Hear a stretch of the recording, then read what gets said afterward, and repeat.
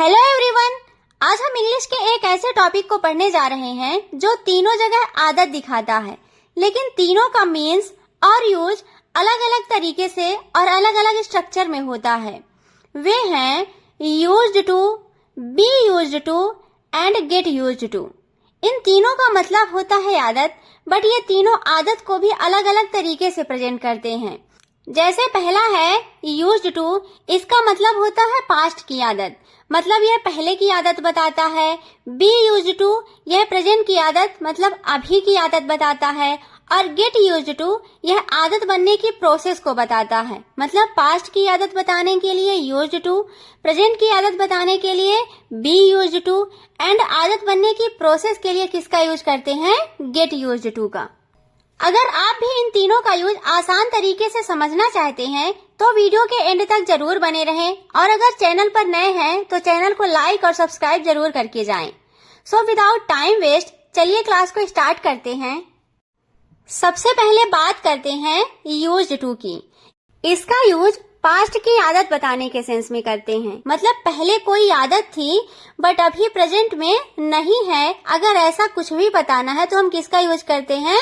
Used to का। मतलब simple सा समझिए, यूज्ड टू पास्ट की हैबिट को दिखाता है जो प्रेजेंट में नहीं है। मतलब पास्ट में हम कोई काम करते थे जो प्रेजेंट में नहीं करते हैं, उसी को बताने के लिए किसका यूज करते हैं? यूज्ड टू का। अफर्मेटिव सेंटेंस के लिए इसका स्ट्रक्चर होता है subject plus used two plus verb की फर्स्ट फॉर्म प्लस ऑब्जेक्ट। मतलब सबसे पहले सब्जेक्ट, उसके बाद यूज्ड टू के बाद वर्ब की फर्स्ट फॉर्म और लास्ट में ऑब्जेक्ट। चलिए कुछ एग्जांपल्स के द्वारा इसकी प्रैक्टिस करते हैं। जैसे पहला सेंटेंस है, मैं पहले क्रिकेट खेला करता था। मैं पहले क्रिकेट खेला करता था, मतलब मैं पास्ट में पहले क्रिकेट खेलता था लेकिन प्रेजेंट में अब नहीं खेलता हूँ। तो यहाँ पे किसका यूज करेंगे? यूज्ड टू का। तो सबसे पहले क्या आएगा? आई के बाद यूज्ड टू। तो आई यूज्ड टू क्या खेला करता था? क्रिकेट। तो प्ले क्रिकेट। तो पूरा सेंटेंस बनेगा I used to play cricket. I used to play cricket.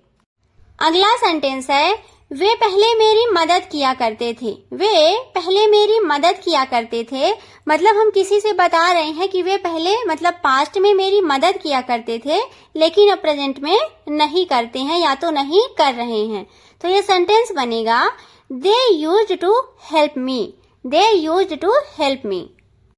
मैं पहले गांव में रहती थी। मैं पहले गांव में रहती थी। I used to live in a village. I used to live in a village. अब चलिए इसी के निगेटिव सेंटेंस देखते हैं।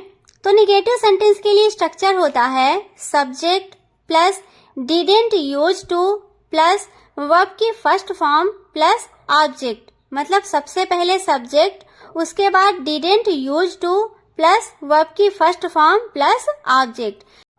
यहाँ पे याद रखिएगा स्ट्रक्चर में डिड नॉट है तो डिड नॉट के बाद यूज टू का यूज करेंगे, ना कि यूज्ड टू का। तो चलिए इसके कुछ एग्जांपल्स की प्रैक्टिस करते हैं। जैसे पहला सेंटेंस है, वह पहले मुझसे बात नहीं करता था। वह पहले मुझसे बात नहीं करता था, तो वह के लिए क्या लिखेंगे? ही के बाद क्या आएगा? Didn't use to. He didn't use to talk to me. He didn't used to talk to me. अगला सेंटेंस है, वह पहले पढ़ाई नहीं करता था। वह पहले पढ़ाई नहीं करता था, मतलब पास्ट में वो पढ़ाई नहीं करता था। तो यहाँ पे क्या बनेगा? He didn't used to study. He didn't used to study. अगला सेंटेंस है, हम पहले टीवी नहीं देखते थे। हम पहले टीवी नहीं देखते थे, मतलब हम किसी से बता रहे हैं कि इस टाइम पे तो हम टीवी भी देखने लगे हैं बट पहले टीवी नहीं देखते थे। तो इसका बनेगा we didn't used to watch TV. We didn't used to watch TV. मैं पहले देर से उठा करता था। इसे इंग्लिश में कैसे बोलेंगे प्लीज कमेंट में बताएं। अब बात करते हैं बी यूज्ड टू की। तो इसका यूज प्रेजेंट की आदत बताने के सेंस में करते हैं, मतलब कोई आदत या हैबिट जो ऑलरेडी हो चुकी है, मतलब किसी चीज की आदत पड़ चुकी है, उसे बताने के लिए किसका यूज करते हैं? बी यूज्ड टू का। इसका स्ट्रक्चर होता है subject plus is am are, और अगर पास्ट का सेंटेंस है तो वाज वर प्लस नाउन या तो वर्ब की आईएनजी फॉर्म प्लस ऑब्जेक्ट। मतलब सबसे पहले सब्जेक्ट लिखना है, उसके बाद अगर सेंटेंस प्रेजेंट का है तो इज एम आर लगाना है, और अगर पास्ट का है तो वाज वर का यूज करना है, और इसके बाद नाउन, अगर कोई नाउन आएगा तो केवल नाउन लिखना है, और अगर कोई वर्ब आएगी तो वर्ब की आईएनजी फॉर्म लिखना है, और लास्ट में क्या लिखना है, ऑब्जेक्ट। पहला सेंटेंस है, मुझे जल्दी उठने की आदत है। मुझे जल्दी उठने की आदत है, मतलब जल्दी उठने में यहाँ पे मुझे कोई प्रॉब्लम नहीं हो रही है क्योंकि वो मेरी आदत बन चुकी है। तो इसका सब्जेक्ट क्या है, आई, और यह सेंटेंस प्रेजेंट का है तो आई के साथ क्या आएगा, एम। उसके बाद यूज्ड टू, क्या करने की आदत है, जल्दी उठने की, तो उठना वेक अप, लेकिन यहाँ पे आईएनजी का यूज करेंगे तो क्या बनेगा, वेकिंग अप अर्ली। तो पूरा सेंटेंस बनेगा, I am used to waking up early. I am used to waking up early. अगला सेंटेंस है, उसे चाय पीने की आदत है। उसे चाय पीने की आदत है। She is used to drinking tea. She is used to drinking tea. मुझे अंग्रेजी बोलने की आदत है। मुझे अंग्रेजी बोलने की आदत है। I am used to speaking English. I am used to speaking English. अब लास्ट है गेट यूज्ड टू। तो गेट यूज्ड टू का मतलब होता है किसी चीज की आदत पड़ रही है, मतलब किसी भी काम की या तो किसी भी चीज की आदत अभी पड़ी नहीं है, धीरे धीरे क्या है, पड़ रही है, मतलब अभी प्रोसेस में है। तो इसके लिए स्ट्रक्चर होता है subject plus gate used two plus noun या तो वर्ब की आईएनजी फॉर्म प्लस ऑब्जेक्ट। मतलब यूज्ड टू के बाद अगर नाउन आएगा तो नाउन लिखेंगे, लेकिन अगर वर्ब आएगी तो वर्ब की आईएनजी फॉर्म का यूज करेंगे। ओके, अब यहाँ पे थोड़ा सा नोट करिएगा कि इस प्रकार के सभी सेंटेंस में यूज्ड टू सेम रहेगा लेकिन गेट चेंज होता रहेगा, क्योंकि यहाँ पे गेट क्या है, एक वर्ब है और इसके 5 फॉर्म्स इस प्रकार हैं, first get, second got, third got या गॉटेन, फोर्थ गेटिंग और फिफ्थ गेट्स। और इनका यूज हम सेंटेंस के अकॉर्डिंग करेंगे, मतलब गेट चेंज होता रहेगा लेकिन यूज्ड टू सभी में सेम रहेगा।